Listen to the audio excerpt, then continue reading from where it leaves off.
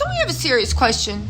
I'm being serious right now, right? Did anybody hear Gizelle and Robin's podcast, Reasonably Shady? If you don't, I got the clip. I'm going to play it for you in a second, right? And all these people talking about y'all making too much of this, blah, blah, blah, blah. I got a serious question for y'all. What does colorism look like to you? I'm being serious. Because at this point, what do y'all think? Do y'all think there's like a darker than a paper bag ice cream counter that you're not allowed to sit in? You think they're at the school tomorrow? Sorry, girl. I see your edges ain't laying. You got edge control. We only let people in that use jam. For all the real ones that know, you know. Jam ain't never did nothing for my edges, right?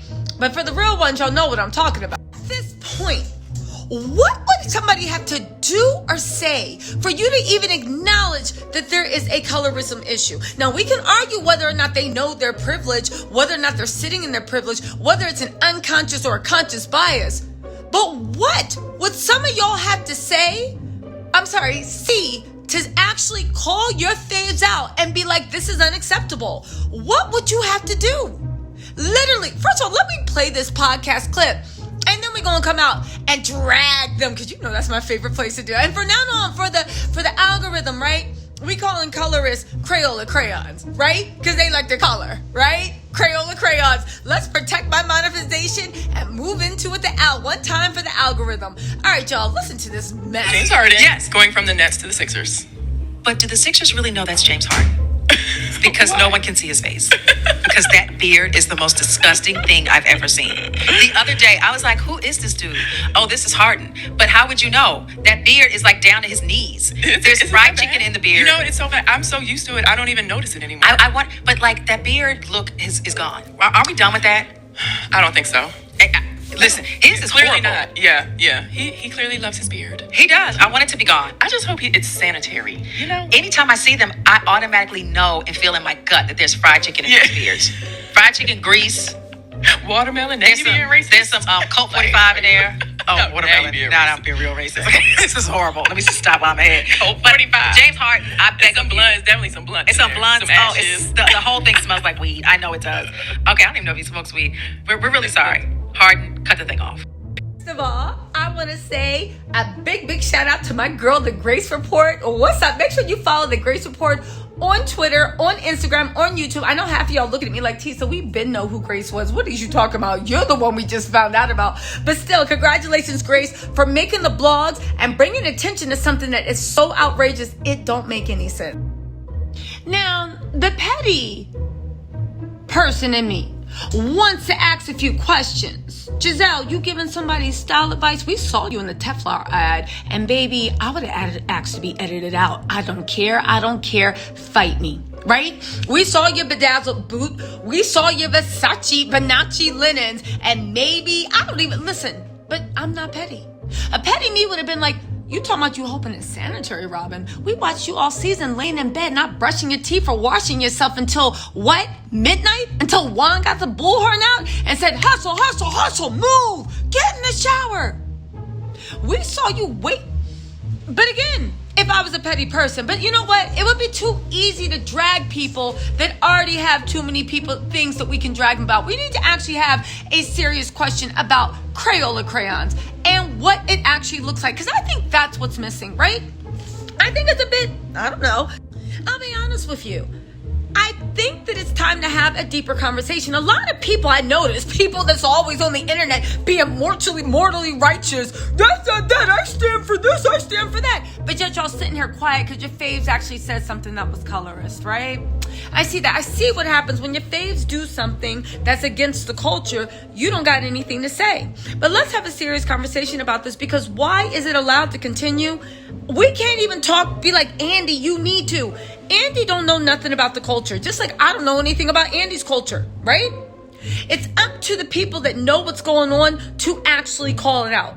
The fact that in our own community, there are people on Twitter talking about it's not a big deal, saying racist, and again, I get it. Black people can't be racist because racist is systematic oppression, right? But let's just say prejudice. Let's just call it what it is. It's self-hate. It's self-hate unless they don't consider themselves a part of the community. The fact that these women can sit up here and make racist jokes, watermelon, chicken, weed, why? Why? Why? Now, let's not forget the women making these tropes are someone that dated Sherman, right? Pastor passed around Jamal, right? And Juan, he ain't never gonna want you as long as we see, hear, and stand. Dixon, Juan, maybe you'll get married for TV, but let's see if that marriage lasts over 3 years. Dixon, right? And I'm not petty. Petty person would say that. All you meanies in the back thinking that, be quiet. Serious conversation. But the fact that we allow and make excuses for, so I gotta ask, and let me know in the comments, what does it look like to you? Give me an example of something you would consider. Give me an example, because to me it sounds like when I'm talking about discrimination, someone being like, oh, I don't think that was racist. What do you think racism looks like? Burning crosses on your front lawn in 2022? What do y'all honestly think Crayola crayons look like? They paint an image of what you should look like. Now let's also copy it with the Green-Eyed Bandits. Why is their nickname the Green-Eyed Bandits? I don't know why Monique coined them the Green-Eyed Bandits, right? You know, Hazel, right? Probably she was quoting some Eric Sermon or whatever. Who's the thing with the Green-Eyed Bandit? I think it was Eric Sermon. He's right now in the studio with Sweetie. That's how I know who Eric Sermon is, right? But he was really big back in the day, I guess. So anyway, why were they literally coined the Green-Eyed Bandits? Because here's another thing that you don't realize. That is another part to play in colorism. Gizelle and Robin are sitting there in their pretty privilege. Now, I know Raymond might have been right?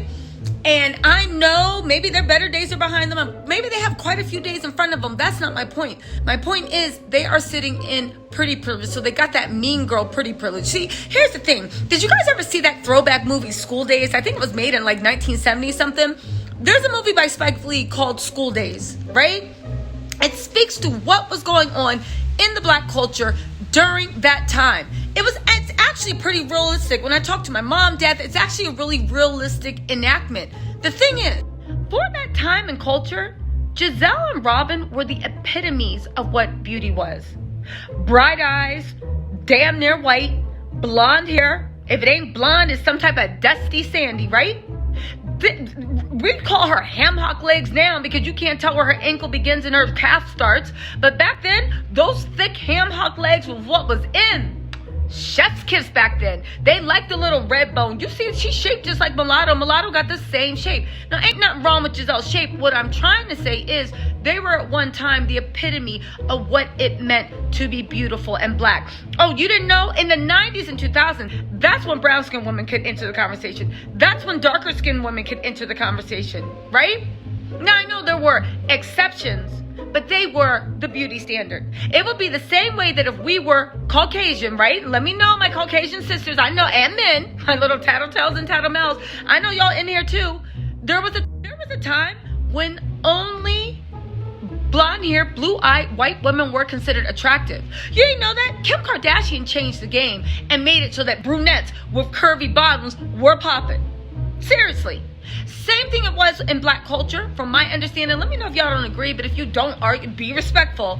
There was a time where only people that were damn near passing Gizelle Bryant, right, and Robin Dixon were the epitome, and everybody else was a pale imitation. They still believe that about their beauty, where they stand, and literally they had that mean girl pretty privilege where you somehow think that you are so on a certain level when it comes to looks that you can sit there and look down on people, talk trash on people, and laugh about how people need to change.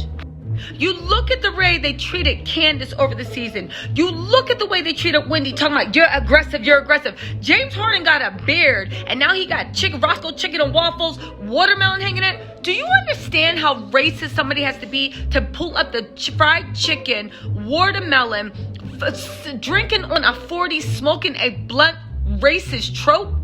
And y'all on Twitter defending these women, and now y'all not even, listen, even if you're not defending them, the fact that you don't actually be like, hold on, let's roll tape from these prior seasons, because what exactly were they talking about? This puts everything they're saying into light. Everything.